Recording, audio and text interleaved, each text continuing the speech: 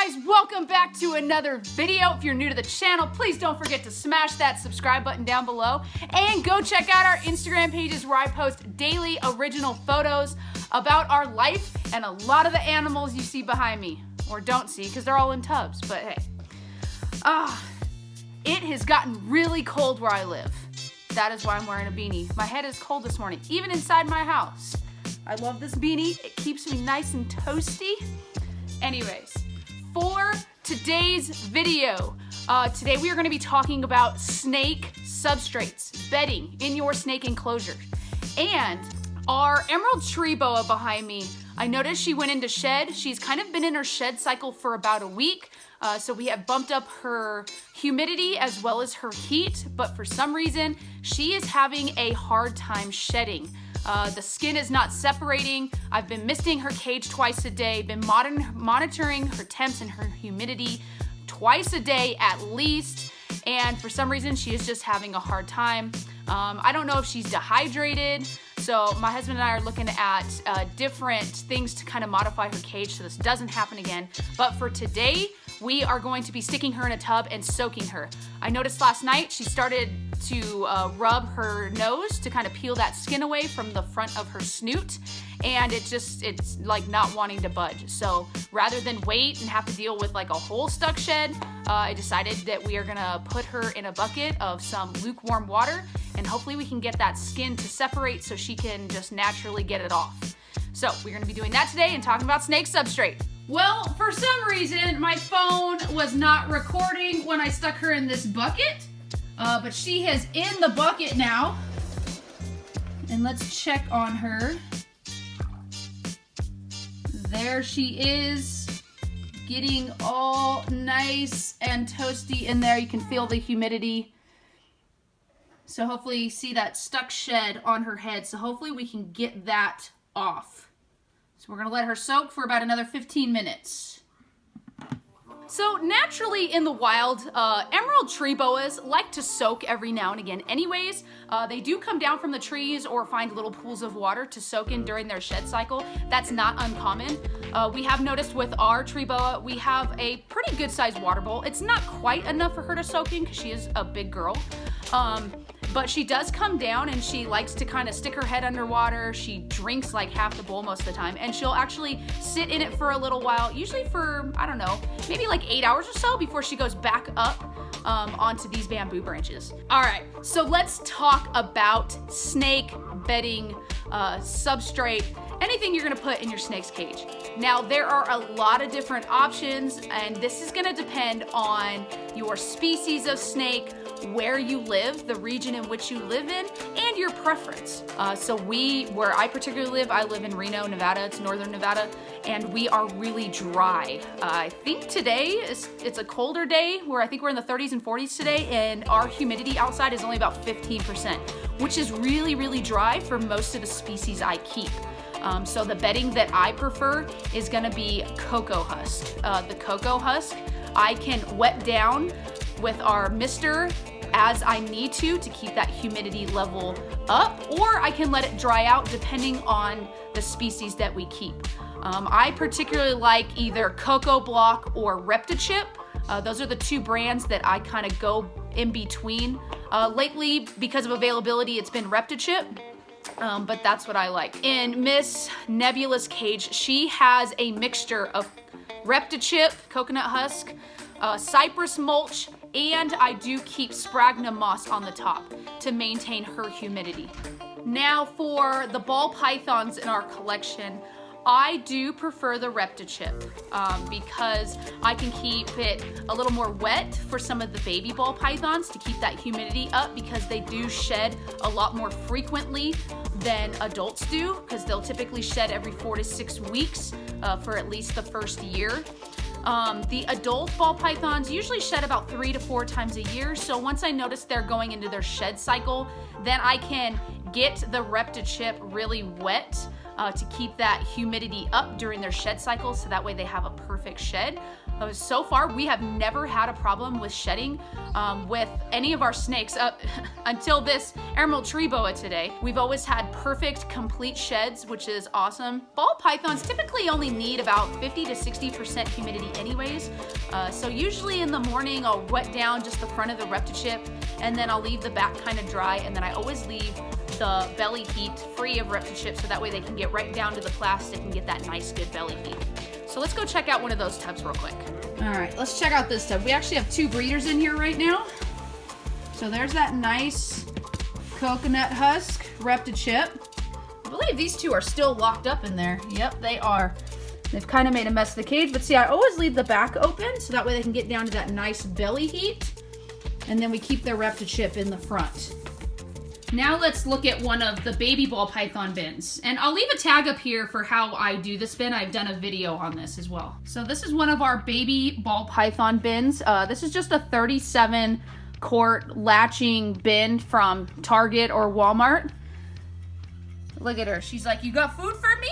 Hi." So these baby bins, if you can see, you can probably tell in the video here, all of this substrate is really dry, and then over here, because of the water bowl, it's really wet, and underneath this hide, it's really, really humid.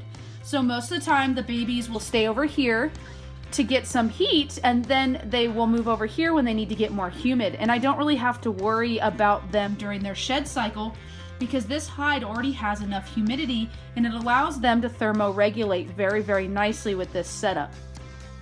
Hi. Look at you, pretty girl. All right, so let's check out another one. So this is our Wama python tigress. And her bin, as you can tell, looks very, very similar to the ball pythons. However, I do not keep hers very wet. Wama pythons come from a very dry region, but I use the ReptiChip still because it dries out very, very nicely, and it provides an uneven surface for them to slither over. Now, when she goes into her shed cycle, I wet this down to raise the humidity, and then after she's done, I just let it dry back out. It's very versatile for a lot of different species. It's easy to clean, and it's not really expensive. She's acting like a cobra. Now, another species we keep is going to be the black-headed python that also comes from the same region in Australia as our Wama. And I keep him the same way I keep her, on this nice ReptiChip with a hide in the back for that belly heat. And see, his substrate, because he is done with his shed, is drying out now. And he had a complete perfect shed, and we didn't have to worry about any issues. What's up, dude? Still, one of the most awesome snakes in our collection to view and handle. He has been absolutely awesome. All right, and this is our jungle carpet python Nova. She is still really small. She's only about 6 months old or so, but I keep her very similar as far as the enclosure. She's just in a tiny enclosure because obviously she's still super tiny and feisty. But as you can tell, there's a trend here. I really like the Australian species snakes. But she is also kept on ReptiChip. This species does like to climb in the trees, which is why she's got that cool little bark thing that she sits on all the time. Every once in a while, she'll sit on her hide or go in her hide for some extra heat. But otherwise, this is her tiny little enclosure. They actually really prefer these tiny little enclosures. Her colors are starting to really pop. So, some other substrates that you can also use for some of the species I just showed you are going to be ZooMed's Eco Earth, any kind of cypress mulch. I prefer the ZooMed brand as well. And some people just use newspaper and paper towels for convenience and cost saving, and that's perfectly fine. I have heard a lot of instances though with feeding, if you're not paying attention, ingesting of paper towels and sometimes newspaper. Now, if you watch your snake eat, or maybe you have them on a surface, maybe where the paper towel is not, then you shouldn't have an issue. Our blood python Callisto was on paper towels for a long time because of her respiratory infection, and we just only did the paper towels up to a certain point, and then over her section where her belly heat was. We didn't put any paper towels, so we just fed her on that section just to ensure she didn't ingest it. So just keep that in mind if you're going to use paper towels or newspaper, that you watch them while they eat, or make sure they have another surface to eat on so they don't ingest it. As far as the other bedding that I mentioned, ingesting usually isn't a major concern because it is a natural product. The Eco Earth, because it is a little bit smaller grained as far as the coconut substrate, most of the time a little bit ingesting, the snake will just pass it and it'll come out in their feces.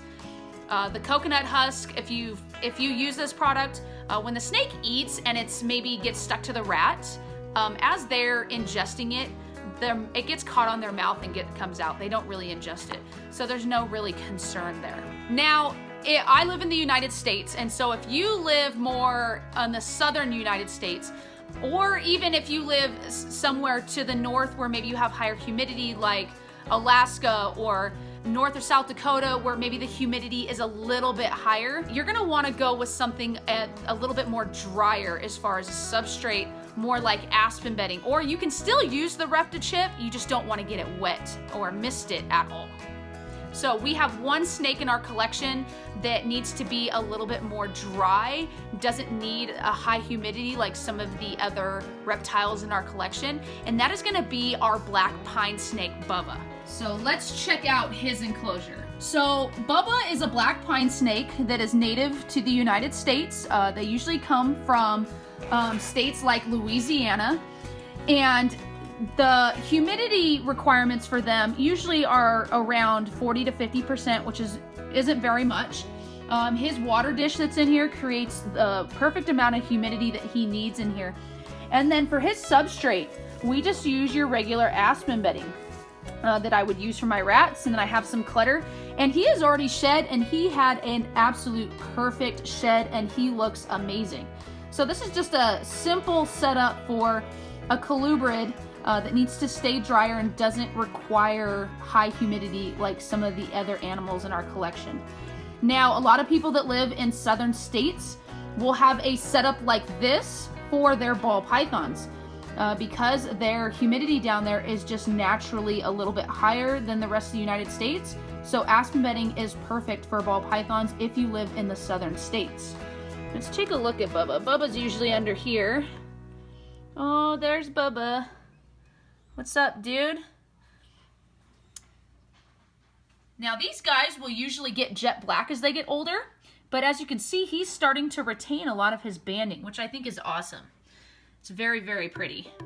Substrate has become one of those topics in the reptile community that has become very, very heavy because there's just so many different brands, so many different products out there now, and it's just really dependent on where you live and your preference. So I always tell people, do what works for you and what is best for your animal and where you live. If you have any further comments on what substrate might be good for your particular species of snake, go ahead and drop a comment down below, and I can give you some advice on maybe what would be best for your species if you're having issues maybe picking out a substrate, or maybe one's not working for your species and where you live. I can kind of give you a little bit of guidance if you drop a comment down below. So now that we have got that issue out of the way, let's go check on our emerald tree boa and see how she's doing in this tub, and we are gonna get her put away. So that's always fun, trying to get her back in there.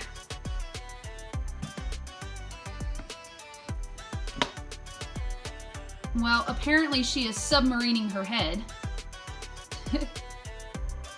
Oh, your shed looks like it's coming off. Are you enjoying that? Should we leave you in there a little bit longer? All right, honey, let's get you out and get you back in your cage.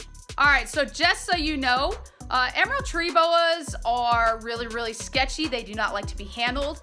I think this is the only snake in our collection that still scares me. So if I seem a little jumpy in the video, that's why.